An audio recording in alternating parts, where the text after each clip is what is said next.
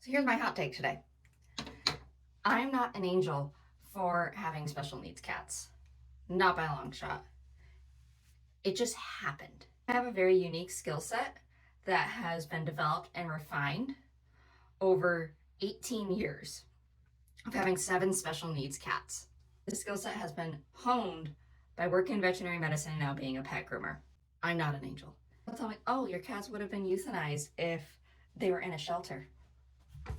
I know. And I don't blame the shelters if I hadn't gotten my animals and they were euthanized. Why? Why, you ask? Special needs cats require a ton of money, care, attention, and skill that the average pet owner does not have. I am lucky and fortunate enough that these animals came into my life. 5 out of the 7 cats I have had just wound up being special needs.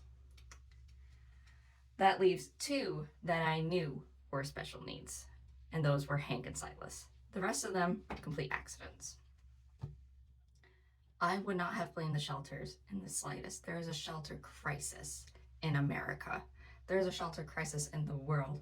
They're overpopulated, underfunded, understaffed, and dealing with so much more. My cats, most of them, have been very sweet, very loving, and some of the best cats I have ever interacted with. And that's not me being biased. That is knowing my animals and having fosters and working in veterinary medicine and grooming. I would not have blamed anybody for euthanizing my animals if they had been in the shelter system. And whenever I see shelters coming under fire for doing that, I just shake my head.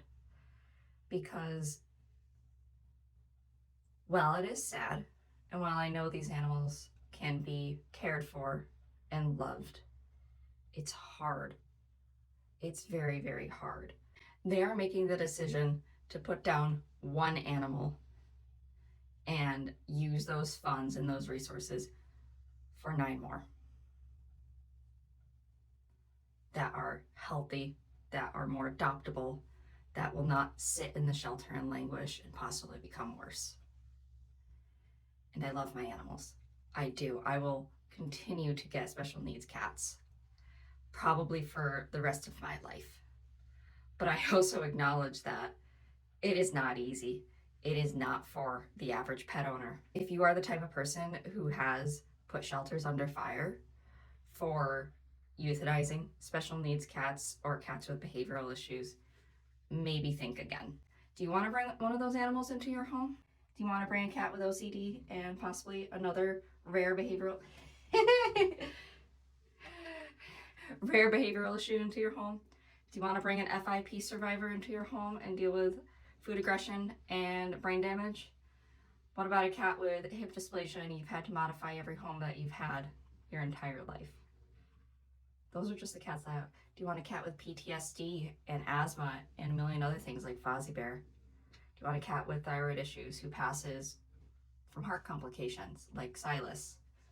What about a cat like my childhood cat, Cleo, who had megaesophagus before we even knew what it was, before it even had a name? What about a cat like Peaches, who had severe food-based pica, who I had to keep a emergency fund for whenever he had to go to the e-clinic when he ate something? What about all of that? That's a lot, especially on a young person who just wants a nice, friendly cat. Not to mention grooming needs, not to mention average preventatives and blood work, and usually even more blood work than normal, and more vet visits than normal. What about cats like Fuzzy and Edith who can't be vaccinated? Do you want to take that risk? Do not put the shelters under fire. How about you put your money and your time where your mouth is?